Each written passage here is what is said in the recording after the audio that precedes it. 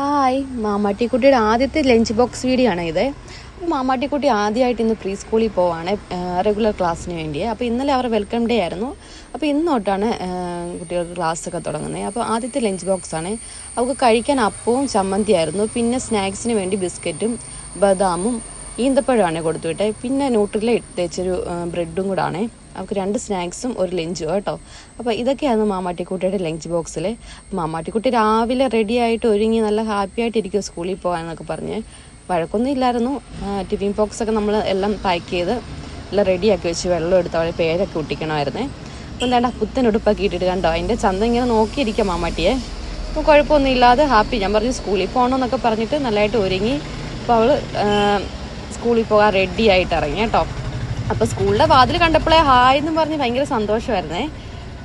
നല്ല ഹാപ്പിയായിരുന്നു. മാമാട്ടാ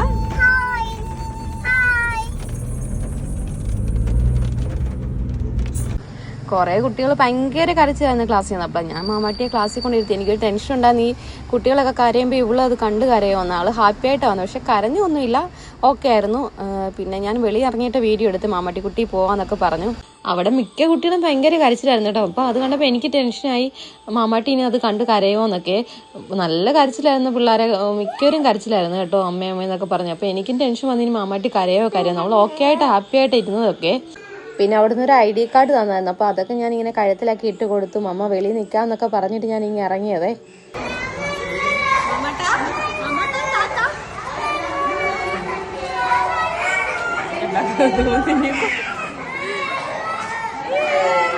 ഞാൻ വെളിയിറങ്ങി ഇങ്ങനെ ടാറ്റ കൊടുത്തപ്പോൾ ആടമുഖം ഒന്ന് ചെറുതായിട്ടൊന്ന് വാടിയൊന്ന് ഇതുപോലെ ആയായിരുന്നു. പിന്നെ അങ്ങ് ഓക്കെ ആയിട്ടിരുന്നു കേട്ടോ.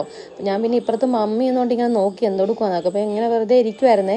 ഉള്ളിൽ ഇനി വിഷമമുണ്ടോ ഇല്ലയോ ഒന്നും അറിയത്തില്ലായിരുന്നു. ആളെന്നാലും സൈലൻ്റായിട്ട് ഇങ്ങനെ ഇരിക്കുമായിരുന്നു.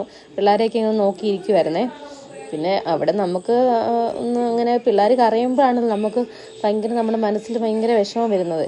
പിന്നെ ഇവിടെ ഓക്കെ ആയിരുന്നുകൊണ്ട് എനിക്ക് വലിയ ടെൻഷനൊന്നും ഇല്ലായിരുന്നു. അപ്പോൾ എല്ലാവർക്കും വീഡിയോ ഇഷ്ടപ്പെട്ടെങ്കിൽ ലൈക്ക് ചെയ്യണം കേട്ടോ.